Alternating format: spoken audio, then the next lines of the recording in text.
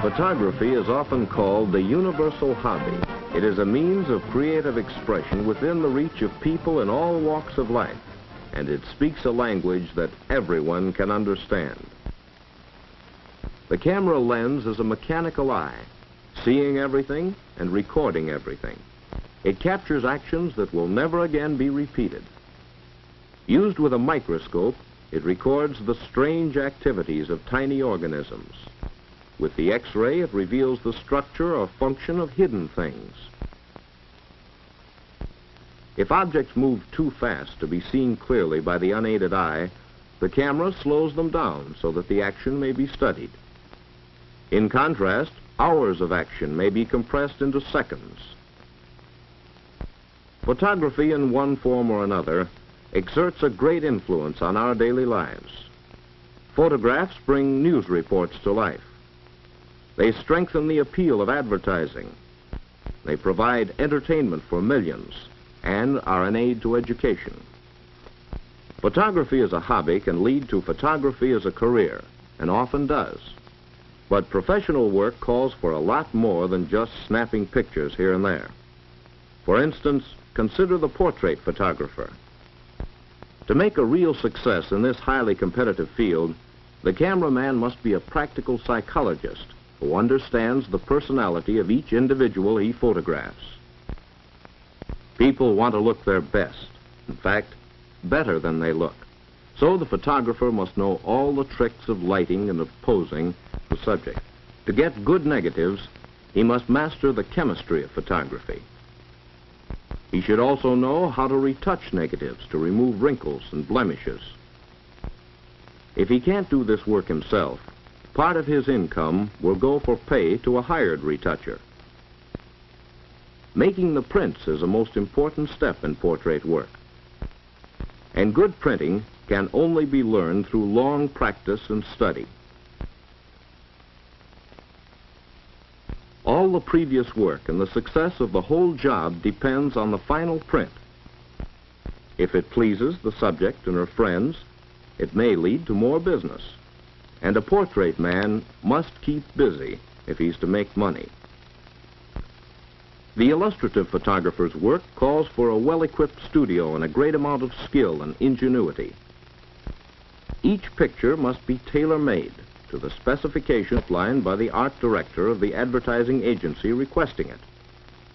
An illustrative photographer must be imaginative, for he never knows what sort of advertising picture he will be asked to make on short notice. Jobs requiring reproduction of outdoor settings or large interior scenes can only be handled by those who have big studios. But there are many advertising photographs which can be made on tabletops or in close quarters. Making this type of picture gives the smaller operator a chance in the field of illustrative photography. The commercial photographer is often called a jack of all trades. He must be prepared to go anywhere to take pictures, in addition to those he makes in his studio. Today, he may be shooting the exterior of a building for a real estate operator. Tomorrow, he may be in a factory making a series of pictures showing a manufacturing process. Yes, the commercial man's pictures are likely to include anything and everything: machinery, food, poultry, buildings, and so on. Because of this great variety of work, the commercial photographer's field tends to overlap those of the portrait man and the illustrative photographer.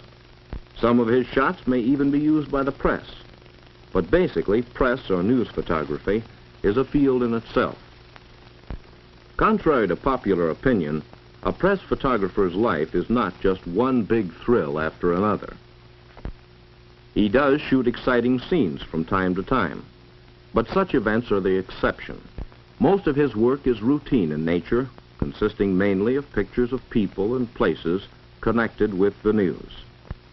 Nevertheless, the news photographer must work expertly at high speed and know what constitutes a news picture.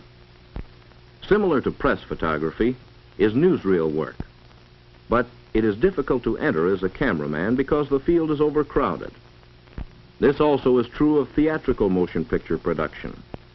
In addition, it takes years of training and experience to master the complicated cameras, the lighting problems, and the use of special effects. And in spite of these rigid requirements, Hollywood has more cameramen than opportunities. But there are other jobs in motion picture production, not only for the theater, but also in educational, industrial, and other non-theatrical films. There are many small producers specializing in this type of picture. The whole field of photography offers numerous positions that do not call for actual camera work, but provide valuable training to those who want to become photographers. Laboratory or darkroom assistants and technicians have an opportunity to learn how to mix chemicals, to develop films, to retouch negatives, and to make prints. Studio assistants and cameramen's helpers have a chance to learn the practical side of professional work. They become familiar with equipment which the average amateur doesn't use. They learn how lights are placed to achieve the balance between highlight and shadow, which is necessary for all good pictures. Working as a salesman in a photo supply store is another way to gain experience.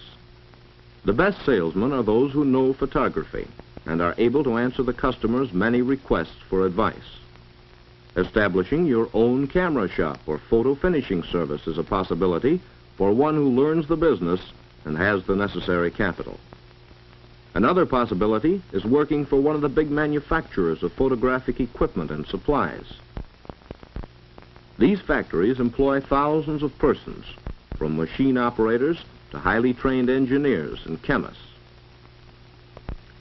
Persons who are interested in photography can start it as a hobby to be followed during spare time while holding a job or attending school. Some schools have photography departments and camera clubs.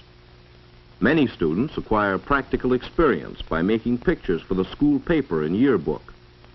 You can learn a great deal by reading the many excellent books and magazines on the subject. And there are numerous exhibitions where you can learn by studying the work of well-known photographers. There are private schools of photography in the large cities offering complete courses of training to prepare you for any type of professional still work. You may find that you prefer to photograph a certain type of subject. Many photographers owe their success to specialization. It might be still life, babies, animals, aerial views,